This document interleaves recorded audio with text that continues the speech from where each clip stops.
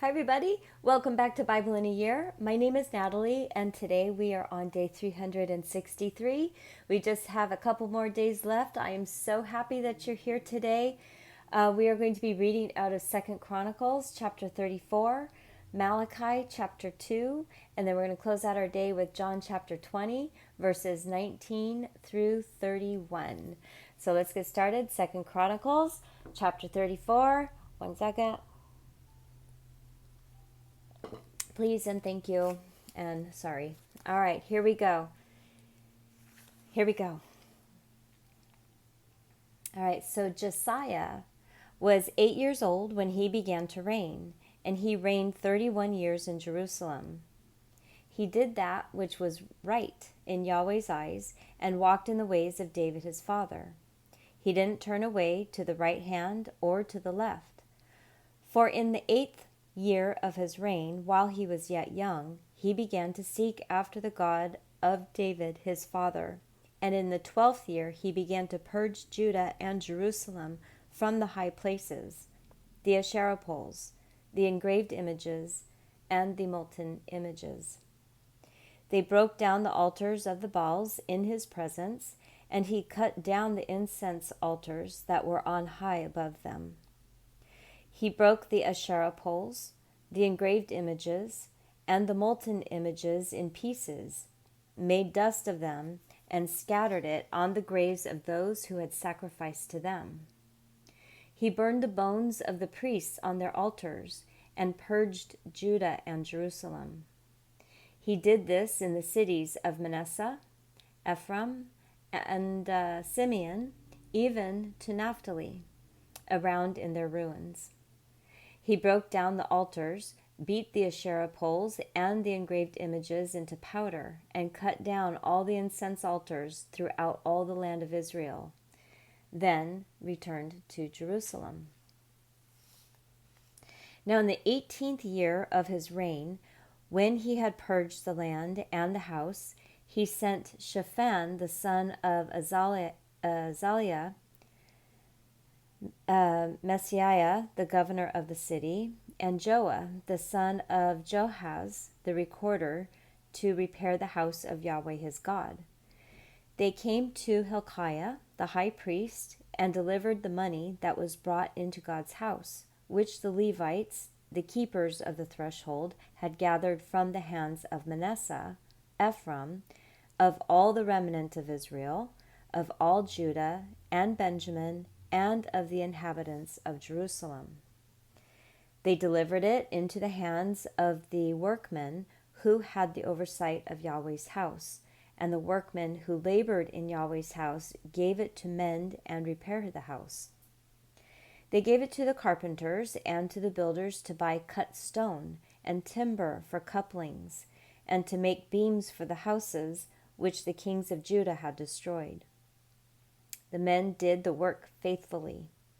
Their overseers were Jahath and Obadiah the Levites, of the sons of Merari, and Zechariah and Meshullam, of the sons of the Kohathites, to give direction, and others of the Levites, who were all skillful with musical instruments.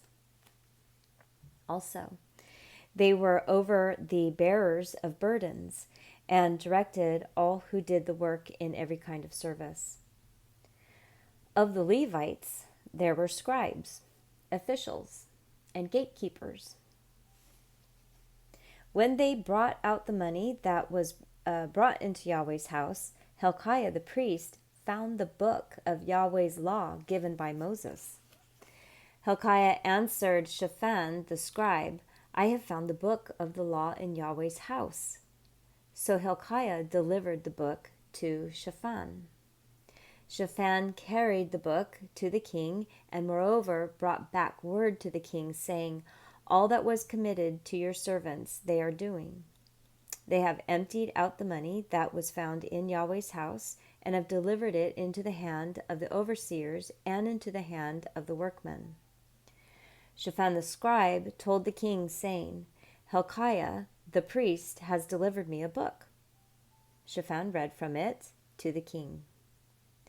When the king had heard the words of the law, he tore his clothes.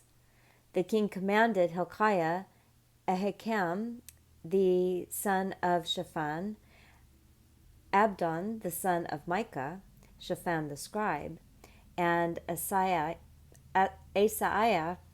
the king's servant, saying, Go inquire of Yahweh for me, and for those who are left in Israel and in Judah, concerning the words of the book that is found.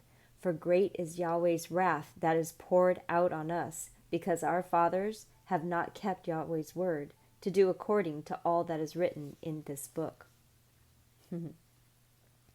So Hilkiah and those whom the king had commanded went to Huldah, the prophetess, the wife of Shallum, the son of Tokhath, the son of Hasrah, keeper of the wardrobe. Now she lived in Jerusalem in the second quarter, and they spoke to her to that effect.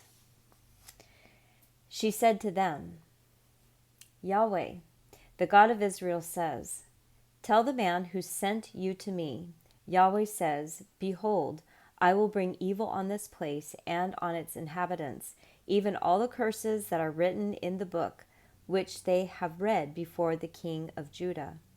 Because they have forsaken me, and have burned incense to other gods, that they might provoke me to anger with all the works of their hands. Therefore my wrath is poured out on this place, and it will not be quenched. But to the king of Judah, who sent you to inquire of Yahweh, you shall tell him this.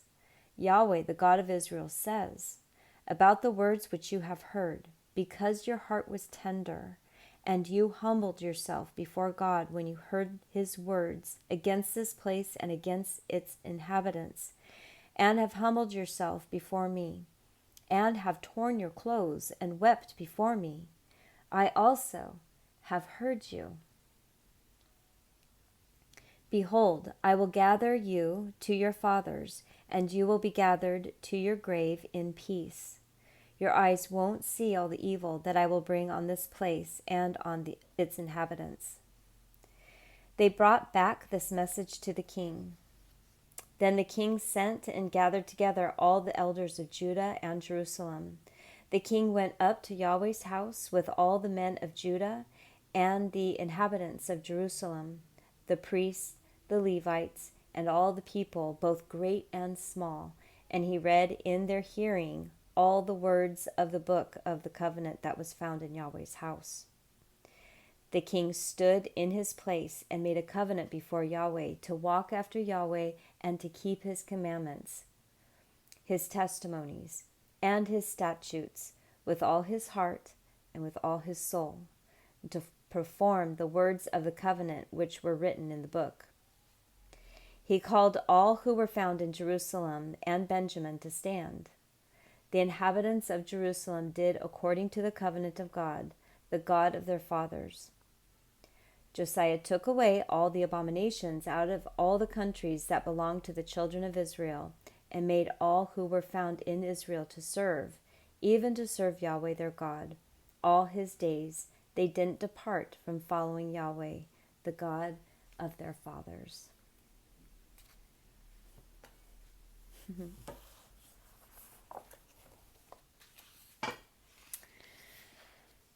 All right. Malachi chapter 2. I love that. He's king at 8 years old, and then at 16 he's kind of figuring things out, and then he really figures things out and says, oh no.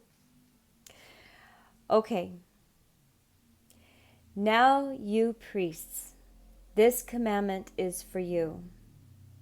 If you will not listen, and if you will not take it to heart, to give glory to my name, says Yahweh of armies, then I will send the curse on you, and I will curse your blessings.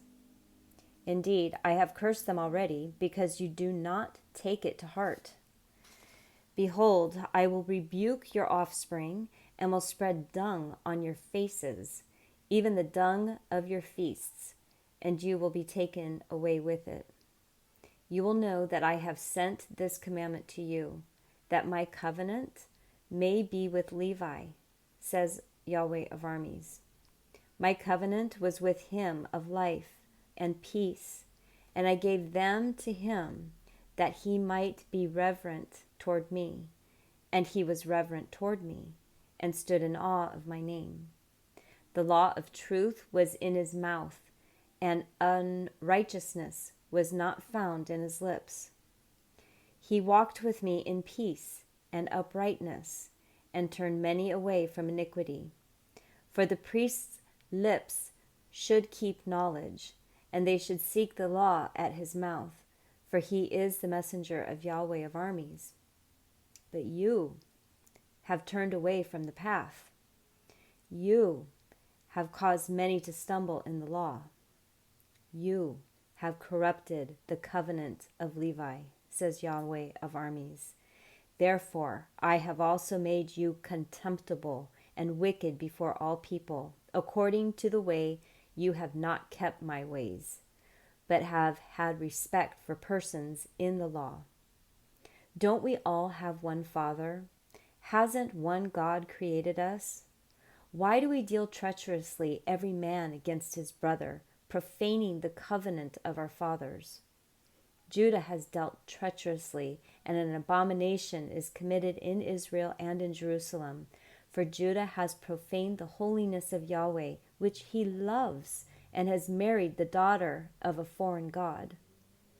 Yahweh will cut off the man who does this, him who wakes and him who answers, out of the tents of Jacob, and him who offers an offering to Yahweh of armies. This again you do. You cover Yahweh's altar with tears, with weeping, and with sighing, because he doesn't regard the offspring anymore, neither receives it with good will at your hand. And yet you say, why? Because Yahweh has been witness between you and the wife of your youth, against whom you have dealt treacherously, though she is your companion and the wife of your covenant. Did he not make you one, although he had the residue of the Spirit? Why one? He sought godly offspring. Therefore take heed to your spirit, and let no one deal treacherously against the wife of his youth. One who hates and divorces, says Yahweh, the God of Israel, covers his garment with violence, says Yahweh of armies. Therefore, pay attention to your spirit, that you don't be unfaithful. You have wearied Yahweh with your words, and yet you say, how have we wearied him? In that you say, everyone who does evil is good in Yahweh's sight, and he delights in them. Or, where is the God of justice? Poor Yahweh. All right, let's close out this day, John chapter 20, verses 19 through 31.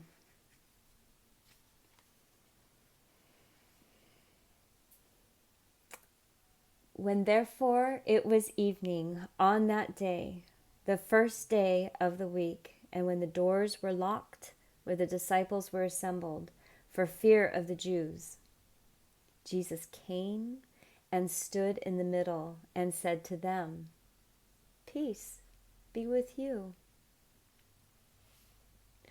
When he had said this, he showed them his hands and his side. The disciples therefore were glad when they saw the Lord. And Jesus therefore said to them again, peace be with you. As the Father has sent me, even so I send you. When he had said this, he breathed on them and said to them, receive the Holy Spirit. If you forgive anyone's sins, they have been forgiven them. If you retain anyone's sins, they have been retained. But Thomas, one of the 12, called Didymus, wasn't with them when Jesus came. The other disciples therefore said to him, we have seen the Lord.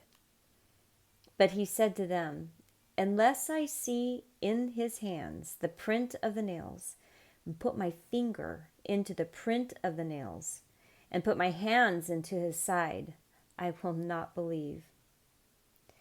After 8 days, again his disciples were inside and Thomas was with them. Jesus came, the doors being locked, and stood in the middle and said, "Peace be with you." And then he said to Thomas, "Reach here your finger and see my hands. Reach here your hand and put it into my side.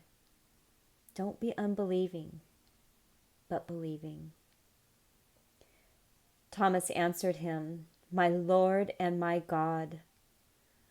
Jesus said to him, "Because you have seen me, you have believed. Blessed are those who have not seen and have believed." And therefore Jesus did many other signs in the presence of his disciples, which are not written in this book. But these are written that you may believe that Jesus is the Christ, the Son of God, and that believing you may have life in his name.